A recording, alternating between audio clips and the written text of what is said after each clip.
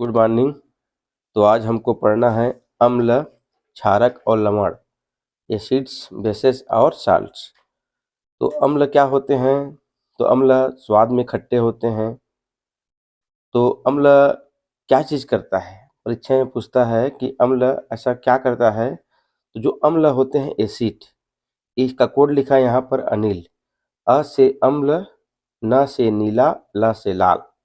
अम्ल, नीला, लाल। तो जो अम्ल होते हैं वो नीला लिटमस पेपर को लाल रंग का कर देता है। जितने भी अम्लीय पदार्थ हैं, अगर हम उनको नीला लिटमस पेपर रखें तो नीला लिटमस पेपर लाल रंग में बदल देता है। तो अम्ल नीला को लाल करता है। अब जो क्षारीय पदार्थ हैं, इसके ठीक उल्टा है।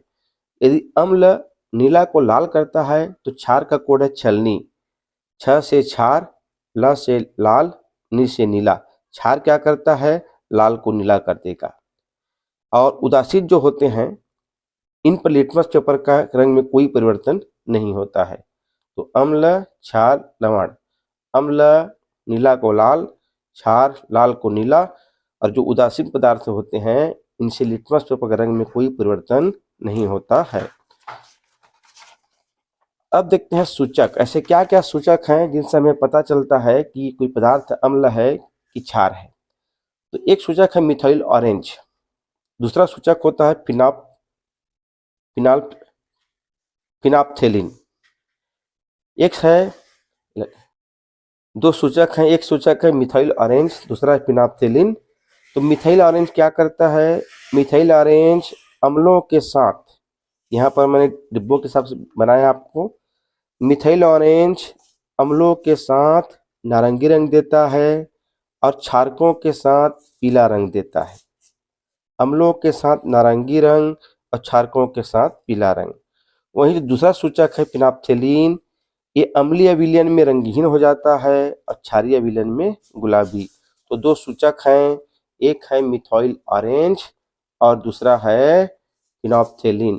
तो मिथाइल ऑरेंज अम्लों के साथ नारंगी रंग, क्षारकों के साथ पीला रंग, और फिनाप्थेलिन अम्लीय विलयन में रंगहीन और क्षारीय विलयन में गुलाबी।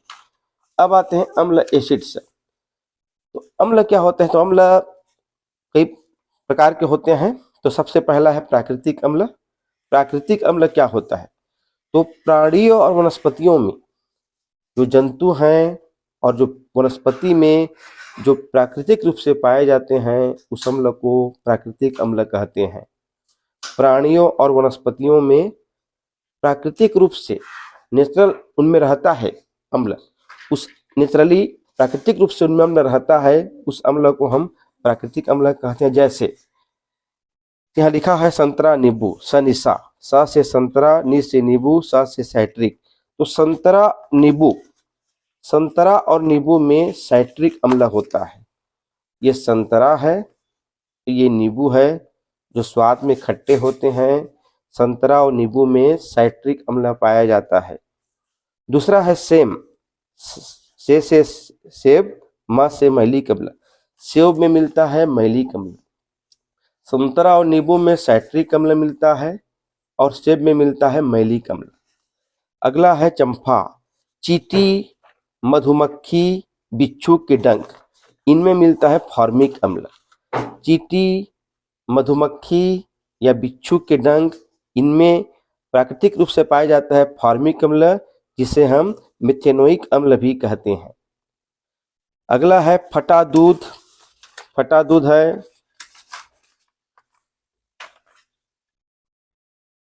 फटा दूध या दही। तो फटा दूध और दही में मिलता है लैक्टिक अम्ल। चाय, चाय हम सभी पीते हैं, तो चाय में मिलता है टैनिक अम्ल। इमली, ये चाय है, देखिए चाय में मिलता है हमारा टैनिक अम्ल। इमली जो स्वाद में खट्टा होता है, इमली, इमली में मिलता है टार्टरिक अम्ल। इमली में मिलता है टार्टरिक अम्ल। यहाँ इमली हो गया, इमली में टार्टरिक, ईटा, टमाटर में ऑक्जेलिक और अंगूर में टार्टरिक। बच गया सिरका, तो सिरका में मिलता है एसिटिक अम्ल। इस प्रकार से ये प्राकृतिक अम्ल है जिसको हमको याद करना है, जानना है। सनिसा, संतरा नींबू में साइट्रिक, सेब में मैलिक, बेटा नहीं बाबू हल्ला मत करो। चींटी, मधुमक्खी, बिच्छू में फार्मिक अम्ल जिसमें मेथनोइक अम्ल भी कहते हैं, दूध और फटा दूध और दही में लैक्टिक अम्ल, चाय में टैनिक अम्ल, इमली में टार्टरिक अम्ल, सिरका में एसिटिक अम्ल, टमाटर में ऑक्जेलिक और अंगूर में टार्टरिक। आगे देखते हैं। अब आते हैं खनिज अम्ल। खनिज अम्ल क्या होते हैं? तो खनिज अम्ल 3 अम्ल होते हैं। जो खनिज अम्ल जो हमको भूमि से हम जिस अम्ल को हम प्राप्त करते हैं उसे हम खनिज अम्ल कहते हैं। तो खनिज अम्ल 3 प्रकार के होते हैं। इसका कोड है हसना, हसना। इसे हम हसना के रूप में जानते हैं खनिज अम्ल को। ह से हाइड्रोक्लोरिक अम्ल, स से सल्फ्यूरिक अम्ल और न से होता है नाइट्रिक अम्ल। तो 3 प्रकार के अम्ल हैं जो हमें भूमि से प्राप्त होते हैं। इनको हम खनिज अम्ल कहते हैं। हाइड्रोक्लोरिक अम्ल, सल्फ्यूरिक अम्ल और नाइट्रिक अम्ल। तो सबसे पहले देखते हैं हम हाइड्रोक्लोरिक अम्ल के बारे में। हाइड्रोक्लोरिक अम्ल का रासायनिक सूत्र होता है HCl। HCl अर्थात इसको हम नमक अम्ल भी कहते हैं। हाइड्रोक्लोरिक अम्ल जो होता है उसका रासायनिक सूत्र होता है HCl। इसको हम हाइड्रोक्लोरिक अम्ल भी कहते हैं, इसको हम नमक अम्ल भी कहते हैं। इसका उपयोग, जो HCl का उपयोग है टॉयलेट की सफाई के लिए। दूसरा इसका प्रौद्योगिकी उपयोग है क्लोरीन के निर्माण के लिए, नमक के शोधन में, खाना को पचाने में। इसको हम गैस्ट्रिक अम्ल भी कहते हैं। ये हमारी आमाशय में HCl गैस, HCl अम्ल जो है वो स्रावित होती है, जिससे खाना के पाचन में सहायता करती है। इसलिए इसको हम गैस्ट्रिक अम्ल भी कहते हैं। तो खनिज अम्ल में जो सबसे पहला अम्ल है HCl, हाइड्रोक्लोरिक अम्ल है। इसको हम नमक अम्ल भी कहते हैं। टॉयलेट की सफाई में, क्लोरीन के निर्माण में, नमक के शोधन में, खाना को पचाने में इस अम्ल का उपयोग होता है। दूसरा जो अम्ल है सल्फ्यूरिक अम्ल, दूसरा जो खनिज अम्ल है सल्फ्यूरिक अम्ल है। इसका रासायनिक सूत्र होता है H2SO4। H2SO4 इसको हम गंधक अम्ल कहते हैं। हाइड्रोक्लोरिक को नमक अम्ल कहते हैं, सल्फ्यूरिक अम्ल को हम गंधक अम्ल कहते हैं। अब इसका उपयोग क्या है? उर्वरक और बैटरी निर्माण में, कागज कपड़ा उद्योग में। उर्वरक में कौन कौन सा? Ammonium sulphate, super phosphate, car के बैटरी में और अग्निशामक यंत्र में सल्फ्यूरिक अम्ल का उपयोग किया जाता है। तीसरा है खनिज अम्ल है नाइट्रिक अम्ल। इसको हम सोरे का अम्ल कहते हैं। तो 3 प्रकार के अम्ल है। हाइड्रोक्लोरिक अम्ल को नमक अम्ल, सल्फ्यूरिक अम्ल को गंधक अम्ल और जो नाइट्रिक अम्ल होता है HNO3 इसको हम कहते हैं सोरे का अम्ल कहते हैं। अब इसका उपयोग क्या क्या है? तो पटाखे और विस्फोटक पदार्थ बनाने में, जैसे कि TNT, डायनामाइट। दूसरा है खनिज अम्ल का उपयोग अम्लराज बनाने में। अम्लराज क्या है आगे पढ़ेंगे अभी। तीसरा है इसका उर्वरक बनाने में और चौथा है सोना और चांदी को शुद्ध करने में। सोना और चांदी को शुद्ध करने में नाइट्रिक अम्ल का प्रयोग किया जाता है। मतलब जो सुनार है, अगर आप सुनार के पास जाएंगे और सोना चांदी को हमको शुद्ध करना है तो सुनार के पास जो अम्ल रहता है वो इसी अम्ल का प्रयोग करता है, नाइट्रिक अम्ल का। तो अम्ल 3 प्रकार के हो गए, हसना, खनिज अम्ल, हाइड्रोक्लोरिक अम्ल, नमक अम्ल, सल्फ्यूरिक अम्ल, गंधक अम्ल और नाइट्रिक अम्ल, सोरे का अम्ल या हम इसको सुनार के अम्ल भी कहेंगे। पटाखे बनाने में, अम्लराज बनाने में इसका सूत्र होता है HNO3। अब देखते हैं अम्लराज क्या होता है। अम्लराज को हम शाही जल कहते हैं। इसको याद करने के लिए हम यहाँ पढ़ेंगे तेरा नहीं तो मेरा नहीं। इसको हम याद करने के लिए पढ़ेंगे तेरा नहीं तो मेरा भी नहीं। अब तेरा पहला एक से ना, एक से ना मतलब पहला ना, मतलब इसका एक भाग ना से नाइट्रिक अम्ल होता है और 3 भाग ह से हाइड्रोक्लोरिक अम्ल होता है। फिर से बोल रहा हूँ याद करने के लिए, परीक्षा में हमको तेरा नहीं तो मेरा भी नहीं, तेरा नहीं, एक से ना 3 से हा, मतलब एक भाग इसका नाइट्रिक अम्ल होता है और 3 भाग इसका ह से हाइड्रोक्लोरिक अम्ल होता है। न से नाइट्रिक, ह से हाइड्रोक्लोरिक। तो अम्लराज जो शाही जल होता है इसका 1 अनुपात नाइट्रिक अम्ल का होता है और जो इसका 3 अनुपात है ये हाइड्रोक्लोरिक अम्ल का होता है। और इसका उपयोग जो सोना और प्लेटिनम उत्कृष्ट धातु हैं इनको गलाने के लिए अम्लराज का उपयोग किया जाता है। पूछता है अम्लराज किससे किससे मिलकर बनता है? तेरा नहीं तो मेरा नहीं, एक भाग नाइट्रिक अम्ल 3 भाग हाइड्रोक्लोरिक अम्ल। अब देखते हैं एसिटिक अम्ल। एसिटिक अम्ल, एसिटिक अम्ल का सूत्र होता है CH3COOH, CH3COOH। इसको हम सिरका भी कहते हैं। इसका उपयोग हम लोग अचार, दवा बनाने में करते हैं, वाइडनर, सफेदा बनाने में करते हैं, सेलुलोज के निर्माण में करते हैं। तो 4 प्रकार के अम्ल पढ़ चुके। सबसे पहले हाइड्रोक्लोरिक HCl नमक अम्ल, फिर H2SO4 गंधक अम्ल, फिर HNO3 सोरेक अम्ल, फिर एसिटिक अम्ल सिरका कहते हैं। अब आगे पढ़ते हैं कि अम्ल भी 2 प्रकार के यहाँ होते हैं, तनु अम्ल और सांद्र अम्ल। तनु अम्ल क्या होता है? शुद्ध अम्ल में यदि पानी अधिक मात्रा में हो, यदि शुद्ध अम्ल में पानी अधिक मात्रा हो, शुद्ध अम्ल में पानी अधिक मात्रा हो, उसे हम तनु अम्ल कहते हैं। और यदि शुद्ध अम्ल में पानी की मात्रा कम हो, उसे हम सांद्र अम्ल कहते हैं। तनु में पानी अधिक, सांद्र में पानी कम। अब आता है संचारण कोरोजन। संचारण क्या होता है? तो हम देखते हैं कि यदि हम लोहा को नमी की और हवा के स्पर्श में छोड़ दिया जाए तो देखते हैं लोहा के ऊपर एक भूरे रंग की भुरभुरी परत चढ़ जाती है, जिससे लोहा खराब होना शुरू हो जाता है। उस भूरी परत को हम कहते हैं जंग कहते हैं। तो संचारण क्या होती है? लोहा चांदी धातुओं से बनी, याद रखिए यहाँ चांदी लिखा हुआ है, लोहा चांदी धातुओं से बनी वस्तुओं की सतह पर नम हवा के संपर्क में रहने पर उसकी सतह मलिन पड़ जाती है। इस मलिन को ही हम संचारण कहते हैं। तो इसके लिए क्या क्या आवश्यकता होती है? लोहे पर जंग कैसे लगता है? तो लोहे पर जो जंग लगता है वह रासायनिक परिवर्तन के अंतर्गत आता है। पहला क्वेश्चन तो यही पूछता है कभी कभी, लोहे पे जंग लगना कौन सा परिवर्तन है? तो लोहे पर जंग लगना रासायनिक परिवर्तन होता है। लोहे पे जंग कैसे लगता है? तो लोहे पे जंग लगने का कारण है, एक तो हमको लोहा चाहिए, दूसरा लोहे के संपर्क में कार्बन डाइऑक्साइड आनी चाहिए, और तीसरा जल आनी चाहिए। जब ये तीनों क्रिया करते हैं, जब ये तीनों क्रिया करते हैं तो एक नया हमको जो यौगिक प्राप्त होता है, उस यौगिक को कहते हैं आयरन ऑक्साइड Fe2O3।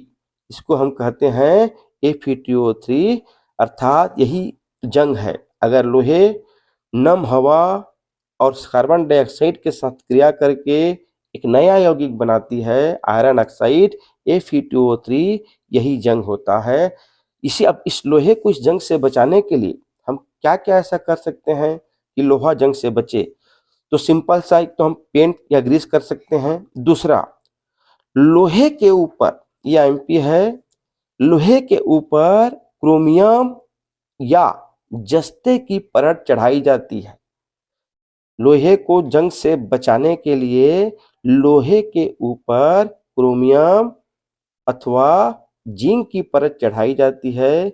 इस परत चढ़ाने को कहते हैं, अंग्रेजी में कहते हैं गैल्वेनाइजेशन, और हिंदी में कहते हैं यसद लेपन।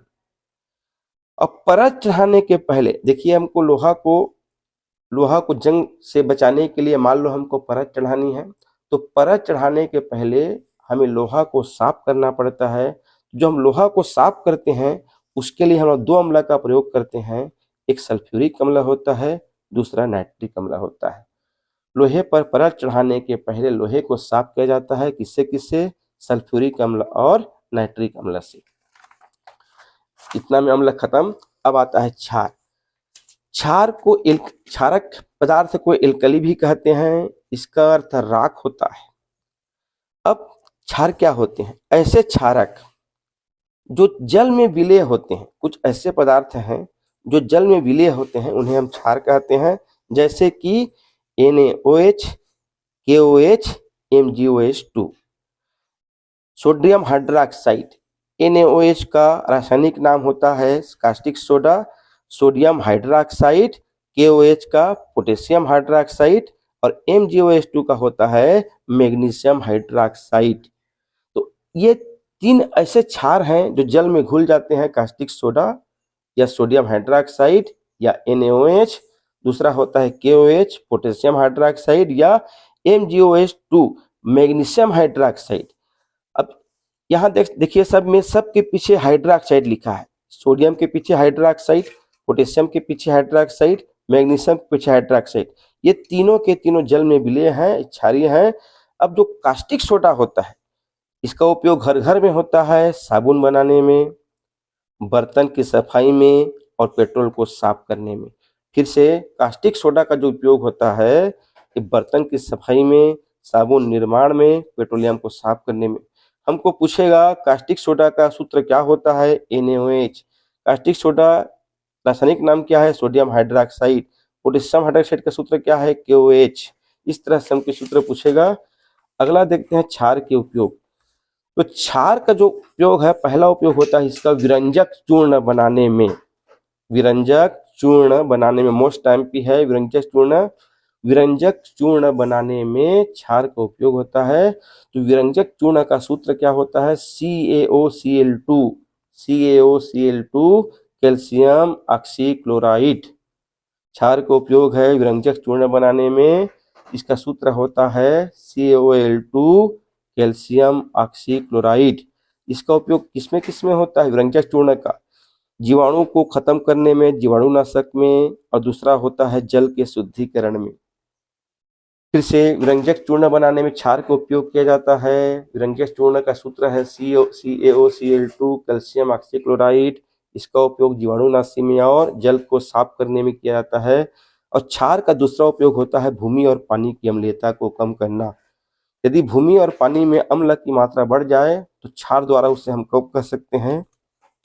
अगला उपयोग है, हम देखेंगे चींटी काटने पर हमें उस स्थान पे जलन अनुभव होता है। यदि हमको त्वरित आराम चाहिए तो हम क्या करते हैं, जहाँ पे चींटी काटा है उस स्थान पे हमें कपड़े धोने का साबुन या खाने के सोडा को लगानी है, क्योंकि चींटी के डंक में फार्मिक अम्ल होता है। अब अम्ल जलेगा तो उसको आराम के लिए हमें वहाँ पे क्षार लगाना पड़ेगा। और क्षार क्या क्या होता है, या तो कपड़ा धोने का सोडा सोडियम कार्बोनेट, या खाने का सोडा सोडियम बाइकार्बोनेट लगाना पड़ेगा। तीसरा, पौधों की अच्छी वृद्धि के लिए, ये उपजाऊपन के लिए भूमि का उदासीन होना बहुत जरूरी है। अतः यदि हमारा जो जमीन है अम्लीय हो जाता है तो हम वहाँ पर बूझा चूना डालकर उसको क्षारीय बना सकते हैं, उसको उसके अम्ल को मात्रा को कम कर सकते हैं, जिससे भूमि उदासीन हो जाएगा। क्षार का अगला उपयोग है, देखिए हमारे जठर में, हमारे आमाशय में एक ग्रंथि है जठर ग्रंथि, वहाँ से एक अम्ल स्रावित होता है। उस अम्ल का नाम है हाइड्रोक्लोरिक अम्ल। हाइड्रोक्लोरिक अम्ल क्या करती है, ये पेट में जो आमाशय में भोजन आता है उसके जीवाणु को नष्ट करती है। हमारे पेट में इसका एक तनु विलयन होता है।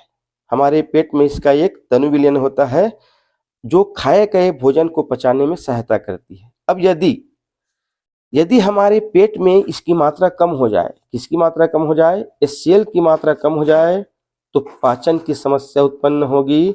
और यदि इसकी मात्रा अधिक हो जाए, इसकी मात्रा अधिक हो जाए, पेट में हाइड्रोक्लोरिक अम्ल की मात्रा अधिक हो जाए तो हमको खट्टी डकारें आती है। अब इसके उपचार के लिए हमको अम्लीयता को कम करना है।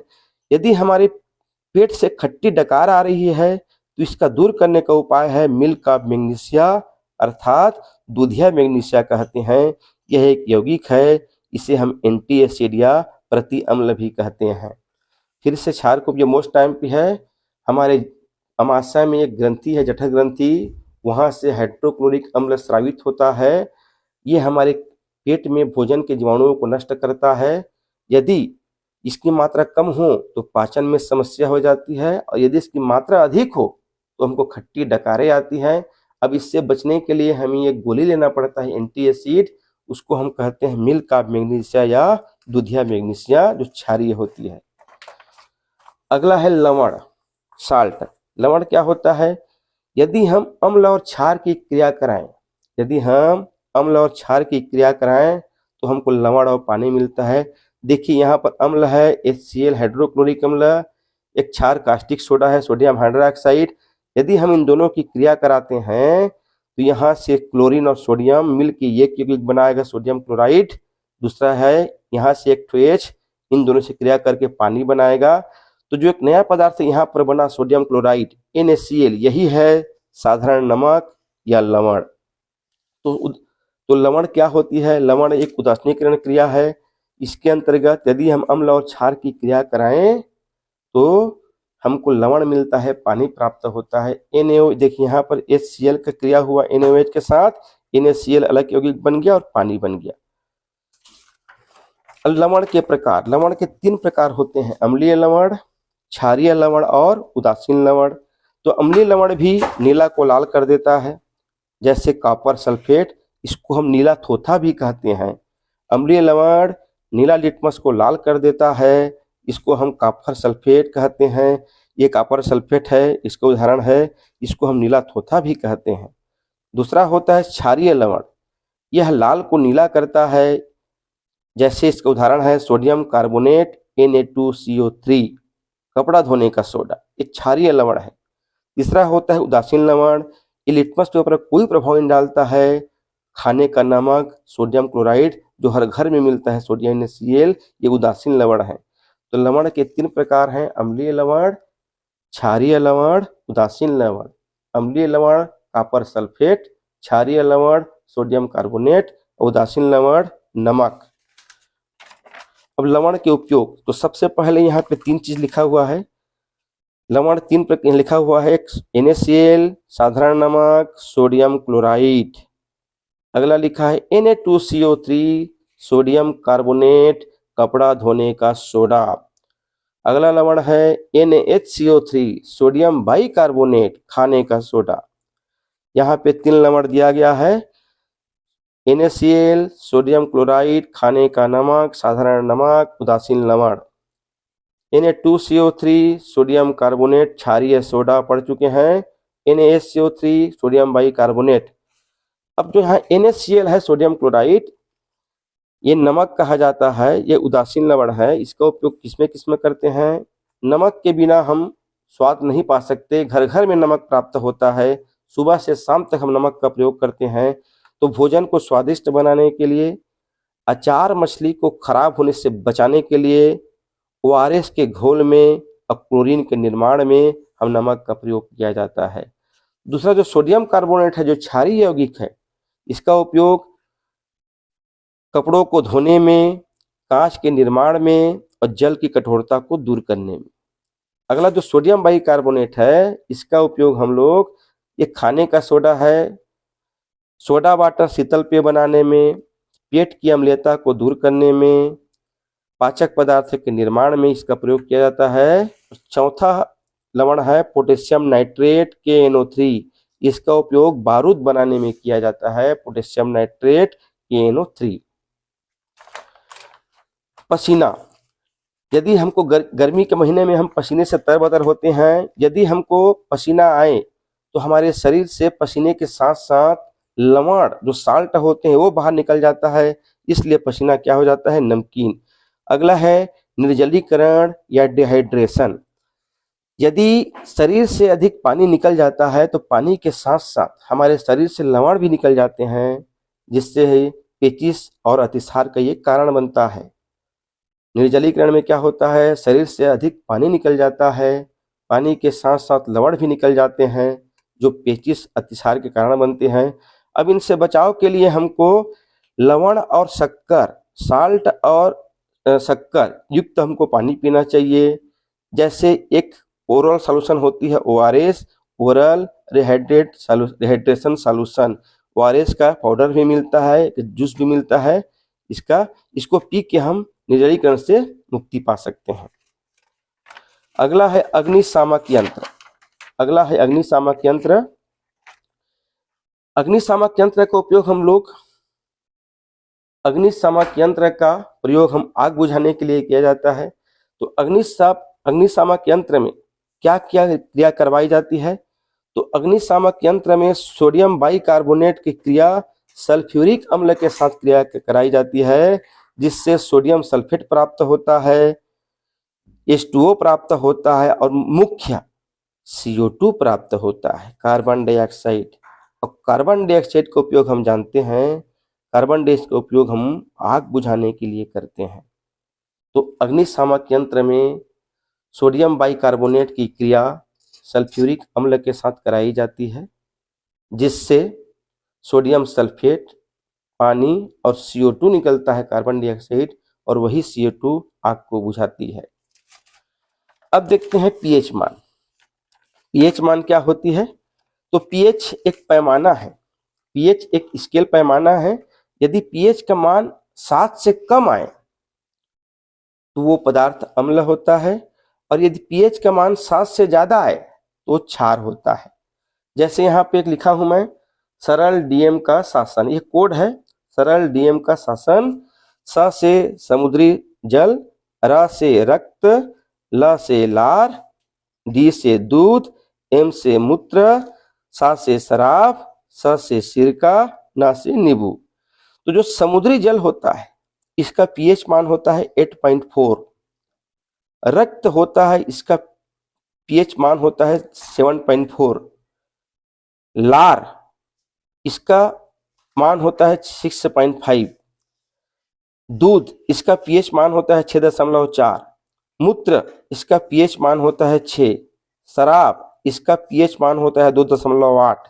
सिरका, इसका पीएच मान होता है 2.4। नींबू, इसका पीएच मान होता है 2.2। तो समुद्री जल, रक्त, लार, दूध, मूत्र, शराब, सिरका, नींबू, ये पीएच का बढ़ते से घटते क्रम में है। तो हम यहाँ देखते हैं 7 से ऊपर पीएच मान वाले केवल 2 पदार्थ हैं, एक समुद्री जल है और दूसरा हमारा रक्त है। तो रक्त हमारा जो होता है वो क्षारीय होता है, इस चीज को याद रखेंगे। हमारा जो रक्त है, ब्लड है, वो क्षारीय होता है, और समुद्र का जल भी क्षारीय होता है। अब जो बच गए लार, दूध, मूत्र, शराब, सिरका, नींबू, ये सब के सब अम्लीय हैं, और सबसे ज्यादा अम्ल है नींबू में 2.2। अब आते हैं दांत। हमारा दांत की खूबसूरत, दांत के बाहरी आवरण में एक चमकदार पदार्थ होती है जो हमारे दांतों को आवरण प्रदान करता है, उसे हम इनेमल कहते हैं। इनेमल, ये हमारे दांत का बाहरी आवरण है और शरीर का सबसे कठोर भाग होती है। मानव शरीर का सबसे कठोर भाग हमारे दांत, हड्डी नहीं होता है, याद रखेंगे। मानव शरीर का सबसे कठोर भाग हमारे दांतों में होता है, जिसको हम इनेमल कहते हैं, जो हमारे दांतों को कैविटी से बचाती है। इसका शरीर का सबसे कठोर भाग होती है इनेमल, शरीर का सबसे कठोर भाग होती है। इसका रासायनिक सूत्र होता है calcium phosphate, Ca3PO4 calcium phosphate. ये इनेमल हमारे शरीर का सबसे कठोर भाग होती है, इसका रासायनिक नाम होता है कैल्शियम फास्फेट। अब देखिए, अब होता क्या है, अगर हमारे मुंह के पीएच मान, अगर हमारे मुंह का पीएच मान 5.5 से कम होने पर इनेमल का या दांत का क्षय होना प्रारंभ हो जाता है। इसीलिए मुंह के मान को पीएच अम्लीय होने से बचें। अगर हमारे जो मुंह का मान है, यदि हमारे जो माउथ है, माउथ का पीएच का मान अगर 5.5 से कम हुआ, मतलब हमारा दांत क्षय होना शुरू हो जाएगा। अब अंतिम है अम्ल के प्रबलता का क्रम। तो यहाँ लिखा हूं, देखिए मैं, हानासाए। सबसे प्रबल अम्ल होता है ह से हाइड्रोक्लोरिक अम्ल, उसके पश्चात प्रबलता में आता है नाइट्रिक अम्ल ना से, फिर प्रबलता में आता है सल्फ्यूरिक अम्ल, फिर चौथे नंबर में आता है एसिटिक अम्ल, हानासाए। तो सबसे प्रबल अम्ल होता है हाइड्रोक्लोरिक अम्ल, जिसे हम नमक अम्ल भी कहते हैं। ठीक है, थैंक यू।